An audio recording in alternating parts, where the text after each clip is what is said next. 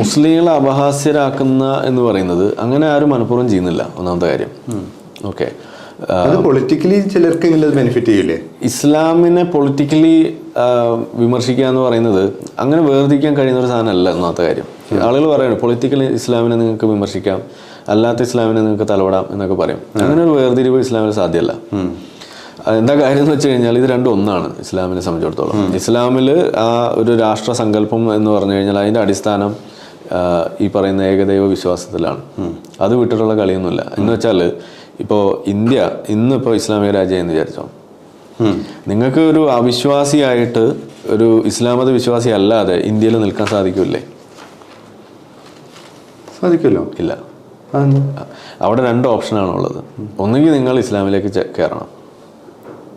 Okay, രണ്ടാമത്തെ option എന്ന് പറഞ്ഞു കഴിഞ്ഞാൽ നിങ്ങൾക്ക് ജിസിയ കൊടുത്തുകൊണ്ട് ഒരു ടാക്സ് ഉണ്ട്, ആ ടാക്സ് കൊടുത്തുകൊണ്ട് നിങ്ങൾക്ക് അവിടെ ജീവിക്കാം. ഇതാണ് അവിടുത്തെ ഓപ്ഷൻ. അപ്പം നിങ്ങൾ വിചാരിക്കും ഓക്കെ അത് നല്ലൊരു ഓപ്ഷൻ അല്ലേ, ജിസിയ കൊടുത്തുകൊണ്ട് അവിടെ ജീവിക്കുക എന്നുള്ള പറയുന്നത്. ഇതിന്റെ മറ്റു പല എക്സ്പ്ലനേഷൻസ് ഒക്കെ എക്സ്ട്രാപോളേഷൻസ് ഒക്കെ ഉണ്ട്, ദാറുൽ ഹർബ് അത് ഇതെന്നൊക്കെ പറഞ്ഞിട്ട്. ഞാൻ പറഞ്ഞത് ഇതിന്റെ ഒരു കോർ ഒരു അണ്ടർസ്റ്റാൻഡിങ് എന്ന് പറയുന്നത് ജിസിയ കൊടുത്ത് നിങ്ങളവിടെ താമസിക്കുമ്പോഴും ആ ജിസിയ എന്ന് പറയുന്നത് എന്താണ് അവിടെ ഉദ്ദേശം വെക്കുന്നത്? അത് നിങ്ങളെ നാണം കെടുത്താനുള്ള ടാക്സാണ്. അതിൻ്റെ പ്രധാന ഉദ്ദേശം എന്ന് പറയുന്നത് നിങ്ങൾക്ക് ആ ജിസിയ കൊടുക്കുന്ന സമയത്ത് നിങ്ങൾക്കൊരു ഒരു ഒരു ഒരു എന്താ പറയുക, ഒരു എസ്റ്റീം അല്ല അവിടെ ഉണ്ടാവുന്നത്, ഒരു ആത്മാഭിമാനം നിങ്ങൾക്ക് ഉണ്ടാവില്ല. നിങ്ങൾ ആ ഖുറാനിലെ ആയത്ത് പോലെ അങ്ങനെയാണ് എഴുതി വെച്ചിരിക്കുന്നത്. നിങ്ങൾക്ക് അത് കൊടുക്കുന്ന സമയത്ത് നിങ്ങൾ എന്തോ കുറവുള്ള ആളുകളാണ് നിങ്ങൾക്ക് തോന്നണം. അത് കൊടുക്കുന്ന സമയത്ത് എങ്ങനെയാണ് ജിസിയ വാങ്ങേണ്ടത് എന്നുള്ളത് സംബന്ധിച്ച് കർമ്മശാസ്ത്രത്തിൽ എഴുതി വെച്ചിട്ടുണ്ട്. അത് വാങ്ങുന്ന സമയത്ത് തുപ്പണം, അവരിടിക്കണം, ചവിട്ടണം, ഇങ്ങനെയൊക്കെയാണ് എഴുതി വെച്ചിട്ടുണ്ട്. ഈവൻ ഇസ്ലാമിക് കൺട്രീസിൽ പോലും ഇങ്ങനെ നിലവിലുള്ള ഇസ്ലാമിക രാജ്യങ്ങൾ വെച്ചിട്ട് നമുക്ക് ഇസ്ലാമിനെ പഠിക്കാൻ കഴിയില്ല. കാരണം ഒരു രാജ്യവും ഇന്ന് 100% ഇസ്ലാം നിലനിൽക്കുന്ന ഒരു രാജ്യവും ഇല്ല. ഉള്ളത് പറഞ്ഞാൽ അഫ്ഗാനിസ്ഥാനാണ്. അവിടെ എന്താ നടക്കണമെന്ന് നമുക്കറിയാലോ. അത് വെച്ചിട്ട് നിങ്ങൾ ഇസ്ലാമിനെ പഠിക്കാൻ നിങ്ങൾ തയ്യാറാവോ? ഇല്ല. അതിപ്പോ എല്ലാ മതങ്ങളും അങ്ങനെയൊക്കെ തന്നെയല്ലേ? അല്ല, ഒരു മതവും പഴയ രീതിയിൽ ഇല്ലല്ലോ. ഇസ്ലാം ഉണ്ടല്ലോ. അതാണ് അഫ്ഗാനിസ്ഥാനിൽ നമ്മൾ കാണുന്നത്. ഇപ്പോൾ ഉദാഹരണത്തിന് ഇപ്പോൾ കഴിഞ്ഞ ദിവസം വന്ന കാര്യമാണ്, സ്ത്രീകൾ ഡോക്ടേഴ്സിനെ കാണുമ്പോൾ പുരുഷന്മാരെ ഒഴിവാക്കണം. ഓക്കെ, നിങ്ങൾ യൂണിവേഴ്സിറ്റിയിൽ ഇന്റർപ്രിട്ടേഷൻ അല്ലേ?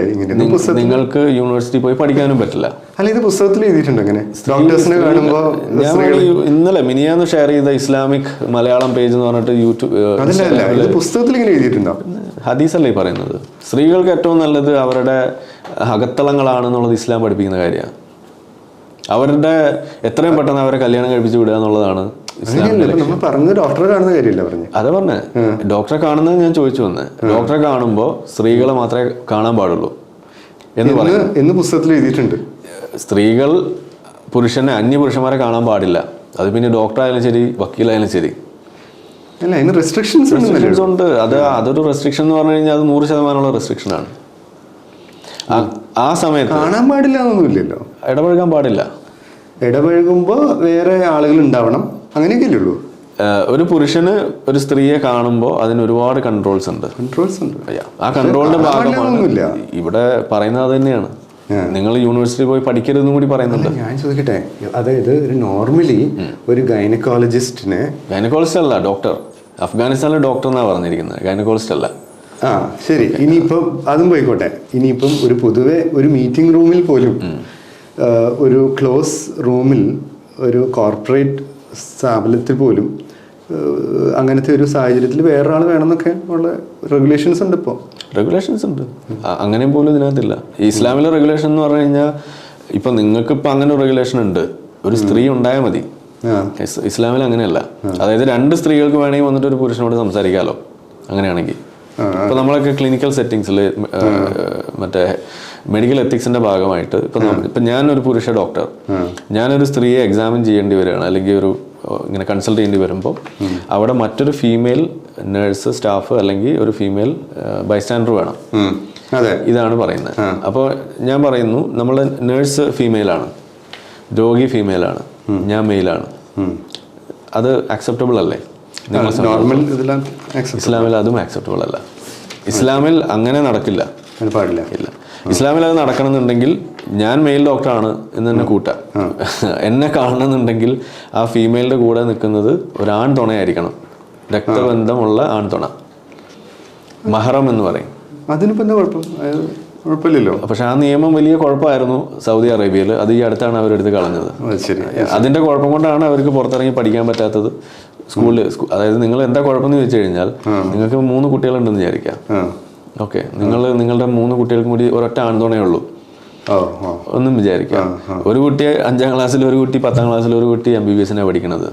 നിങ്ങൾ ആരും കൂടെ പോയിട്ട് ആൺതുണ നിൽക്കുക? ശരി ശരി, അങ്ങനെയുള്ള പ്രാക്ടിക്കൽ പ്രശ്നങ്ങളുണ്ട്. പ്രാക്ടിക്കൽ പ്രശ്നം എന്ന് പറഞ്ഞു കഴിഞ്ഞാൽ ആ സ്ത്രീയുടെ ജീവിതം നശിക്കുകയാണ് ചെയ്യുന്നത്. ഇത് വെറും പ്രശ്നം എന്നൊന്നും നമുക്ക് അതിനെ വെറുതെ വിളിക്കാൻ കഴിയില്ല. ആ സ്ത്രീയുടെ ജീവിതം അവിടെ നശിക്കുകയാണ്. പിന്നെ അവരുടെ മുന്നിലുള്ള ഓപ്ഷൻ എന്താ? ഒരു സമയത്ത് ഒരു പെൺകുട്ടിയെ പാടുള്ളൂ. ഫ്രീഡം കംപ്ലീറ്റ്ലി റെസ്ട്രിക്ട് ചെയ്യും, അതല്ലേ?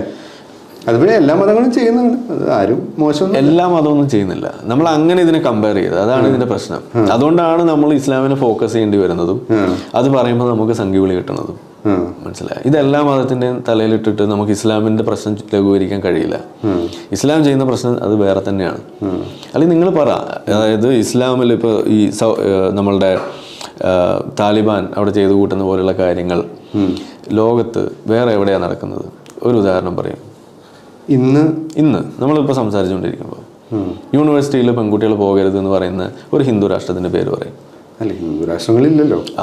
ഒരു ക്രിസ്ത്യൻ രാഷ്ട്രം പറയും. ഒരു ക്രിസ്ത്യൻ രാഷ്ട്രത്തിന്റെ പേര് പറയും. രാഷ്ട്രങ്ങൾ എന്തൊക്കെ ചെയ്തിട്ടുണ്ട്? പണ്ട് ചെയ്തിട്ടുണ്ട്, ഇല്ല എന്നല്ല ഞാൻ പറയുന്നത്. ഇന്ന് നമ്മൾ സംസാരിച്ചുകൊണ്ടിരിക്കുമ്പോൾ അഫ്ഗാനിസ്ഥാനിലെ മതം മാറിപ്പോയി, അവര് അവിടെ ക്രിസ്ത്യാനികളില്ലാതെ നമ്മൾ പറയുന്നത് അത്തരത്തിലുള്ള ഒരു സാമൂഹിക പരിഷ്കരണം, ഒരു സോഷ്യൽ പ്രഷറിന്റെ ഭാഗമായിട്ടുള്ള ഒരു പരിഷ്കരണം അത് ഇസ്ലാമിൽ നടക്കുന്നില്ല. അത് ഇസ്ലാമിൽ സാധ്യമല്ല. അല്ല, പക്ഷെ ഞാൻ ഇങ്ങനത്തെ ഒരു ചർച്ച നമ്മൾ നേരത്തെ ഒരു ഗസ്റ്റുമായിട്ട് നമ്മൾ നടത്തിയിരുന്നു. അപ്പം രമൻ കാരശ്ശേരിയായിട്ടുള്ളതിൽ അദ്ദേഹം പറഞ്ഞു, ഇപ്പം ഇസ്ലാമിൽ ശരിക്കും ഫോട്ടോ എടുക്കാൻ പാടില്ല, ഇല്ല, പടം വരയ്ക്കാൻ പാടില്ല. എല്ലാവരും ഫോട്ടോ എടുക്കുന്നില്ലേ? പാസ്പോർട്ടിൽ ഫോട്ടോ ഇല്ലാണ്ട് പറ്റില്ല. അതിന് ഏതെങ്കിലും മതം തടസ്സമാവുന്നുണ്ടോ? ഇല്ല. അതുകൊണ്ട് എന്താ ഉദ്ദേശിക്കുന്നത്? അല്ല, അത് പ്രാക്ടിക്കലി എല്ലാം പോലെ ഇതും അപ്പൊ നേരത്തെ പറഞ്ഞത് മാറുന്നില്ല എന്നാണ് പറഞ്ഞത്. അല്ല, മാറുന്നുണ്ട് എന്നുള്ളതിന്റെ പ്രൂഫ് അല്ലേ അത്? മാറുന്നുണ്ട്, ആ തരത്തിലുള്ള മാറ്റങ്ങളൊക്കെ ഉണ്ട്. ഞാൻ പറയുന്നത് ആ മാറ്റം എത്രമാത്രം സ്ലോ ആണെന്നുള്ളതാണ്. അതാണ് നമ്മൾ ചോദിക്കേണ്ടത്. മാറുന്നില്ല എന്ന് പറയുമ്പോൾ ആ ചോദ്യം വരും. ശരിയാണ്, ഞാൻ സമ്മതിക്കുന്നത്. പക്ഷെ ഞാൻ ചോദിക്കുന്നത്, ഇപ്പൊ ഈ അടുത്ത് ഇന്ത്യയിൽ ഒരു സ്ത്രീക്ക് ഒരു പൊതുവേദിയിൽ വരുന്നതിന് എന്തെങ്കിലും തടസ്സമുണ്ടോ? ഒരു സ്റ്റേജിൽ കയറുന്നതിനോ ഒരു സമ്മാനം വാങ്ങിക്കുന്നതിനോ എന്തെങ്കിലും തടസ്സമുണ്ടോ? ഇല്ല, തടസ്സമില്ല. ഇല്ല. പക്ഷെ ഇതേ ഇന്ത്യയിൽ തന്നെയല്ലേ സമസ്തയുടെ ഒരു വേദിയിൽ ഒരു പെൺകുട്ടീനെ അവഹേളിച്ച് ഇറക്കി വിട്ടത്? അപ്പൊ ഇത് മാറിയിട്ടില്ല എന്ന് വെച്ചാൽ മാറിയിട്ടുണ്ട്. എന്നാ മാറിയിട്ടുണ്ടോ? ഇല്ല. അപ്പോൾ എവിടെയാണ് അത് നിലനിൽക്കുന്നത്? അപ്പൊ നമ്മളൊരു സാധനം മാറിയിട്ടുണ്ട് എന്ന് പറയുമ്പോൾ, ഇപ്പൊ നിങ്ങൾ ഫോട്ടോയുടെ കാര്യം തന്നെ എടുത്തോ. ഫോട്ടോ എടുക്കുന്നത് മാറിയിട്ടുണ്ട്, എന്നാൽ ഇന്നും ഫോട്ടോ എടുക്കുന്നത് റെസ്ട്രിക്ട് ചെയ്യുന്ന ആളുകളുണ്ട്. എല്ലാത്തിലും കാണുമല്ലോ ഇങ്ങനത്തെ ആൾക്കാർ. എനിക്ക് യോജിക്കാൻ കഴിയാത്ത അതാണ്. എല്ലാത്തിലും ഉണ്ടല്ലോ എന്ന് പറയുന്ന ആ വാദം അതെങ്ങനെയെന്ന് വെച്ചാൽ, നമ്മളിപ്പോ മോദിയെ ഹിറ്റ്ലറുമായിട്ട് കമ്പയർ ചെയ്യുമ്പോൾ, ഇല്ല, അയാളെ ഹിറ്റ്ലറുമായിട്ടൊന്നും കമ്പയർ ചെയ്യാൻ പാടില്ല. എന്താ? ഹിറ്റ്ലറുമായിട്ട് എങ്ങനെ കമ്പയർ ചെയ്യുന്നത്? ചെയ്യുന്ന ആളുകളുണ്ട്. ഓക്കെ, ഹിറ്റ്ലറായിട്ട് കമ്പയർ ചെയ്തിട്ടുണ്ട്. ആ ഒരു നാർസിസ്റ്റിക് സ്വഭാവമൊക്കെ വെച്ചിട്ട് ഒരുപാട് കമ്പാരിസൺസ് വന്നിട്ടുണ്ട്. ഞാൻ പറയുന്നത് അതല്ല, നാർസിസിസം ഉള്ള ആൾക്കാർ ഇഷ്ടം പോലെ ഉണ്ടല്ലോ. ഞാൻ പറയുന്നത് അതല്ല. അങ്ങനെ കമ്പയർ ചെയ്യുമ്പോൾ ഹിറ്റ്ലറിന്റെ ആ ഒരു ഭീകരത കുറഞ്ഞു പോവുക ചെയ്യാം. ഓക്കെ, എന്ന് പറഞ്ഞ പോലെ നമ്മൾ ഇസ്ലാമിനെ കുറിച്ച് പറയുമ്പോൾ അത് എല്ലാ മതത്തിലും ഉണ്ടല്ലോ എന്നുള്ളൊരു ഒഴുക്കൻ ഒരു റെസ്പോൺസ് വരുമ്പോൾ സംഭവിക്കുന്നത് ഇസ്ലാമിന്റെ ഭീകരത കുറഞ്ഞു പോകും. അതുകൊണ്ട് എന്റെ റിക്വസ്റ്റ് അത് ചെയ്യരുത്. അല്ല, അതായത് അതിന്റെ ഇപ്പൊ ഇങ്ങനത്തെ ഒരു ചോദ്യം നമ്മൾ നേരത്തെ ഒരു ഗസ്റ്റിനോട് ചോദിച്ചപ്പം അദ്ദേഹം പറഞ്ഞു, ശരിയാണ്, മാറുന്നതിൽ ഏറ്റവും പുറകിലാണ് ഇസ്ലാം എന്ന് പറഞ്ഞു. ശരിയാണ്, മാറുന്നതിൽ. പക്ഷേ അപ്പൊ അവിടേക്ക് നമുക്ക് വരേണ്ടി വരും. ഇപ്പൊ ഈ മാറി മാറി അവസാനം ഇതൊന്നും ഇല്ലാണ്ടാവുമല്ലോ. അപ്പൊ അതുമായിട്ട് ബന്ധപ്പെട്ട ഒരു ഓഡിയൻസ് ക്വസ്റ്റ്യൻ ഞാൻ ചോദിക്കും. അത് ഞാനൊന്ന് കംപ്ലീറ്റ് ചെയ്യുവാണ്. ഈ മാറി മാറി വരും. ഓക്കെ, മാറിയ സ്ഥലങ്ങളുണ്ട്. ഇപ്പോൾ നിലവിൽ പ്രശ്നം നടന്നുകൊണ്ടിരിക്കുന്ന ഇറാൻ, അതുപോലെ അഫ്ഗാനിസ്ഥാൻ, ഇവരൊക്കെ ഒരു കാലത്ത് വളരെ ലിബറൽ ആയിട്ടുള്ള കമ്മ്യൂണിറ്റീസ് ആയിരുന്നു. അല്ല, ഫോഴ്സ്ഡ് അല്ലേ? അവര് ജനം ആഗ്രഹിച്ചിട്ടല്ലല്ലോ അങ്ങനെ അവരെ ലിബറേറ്റ് ജനം ആഗ്രഹിച്ചിട്ട് തന്നെയാണ് അവിടെ വന്നത്. അതാണ് ഞാൻ ഈ പറഞ്ഞു വരുന്നത്. അതായത് അവിടെ അത്തരത്തിലുള്ള ലിബറൽ ആയിട്ടുള്ള മാറ്റങ്ങൾ വരുമ്പോൾ ഇത് ശരിയല്ല, നമുക്ക് തിരിച്ച് ഇസ്ലാമിലേക്ക് പോകണം എന്നുള്ളൊരു ആവശ്യം അതിനകത്ത് തന്നെ ജനങ്ങളുടെ ഭാഗത്ത് തന്നെ ഉണ്ടായി. അങ്ങനെയാണ് ആ പറയുന്ന ഇസ്ലാമിക് റവല്യൂഷൻ അവിടെ സംഭവിക്കുന്നത്. അതല്ലാതെ കുറച്ച് മുല്ലാക്കന്മാർ മാത്രം വിചാരിച്ച് സംഭവിക്കുന്നതല്ല. അപ്പൊ ഇത് ആവശ്യപ്പെടുന്ന ആളുകളുണ്ട്. ഇപ്പൊ അഫ്ഗാനിസ്ഥാനിൽ പോലും ഒരു കൂട്ടം ആളുകൾ താലിബാൻ വരണമെന്ന് ആഗ്രഹിക്കുന്ന ആളുകളാണ്. ഞാനൊരു സിമ്പിൾ ക്വസ്റ്റ്യൻ ചോദിക്കാം.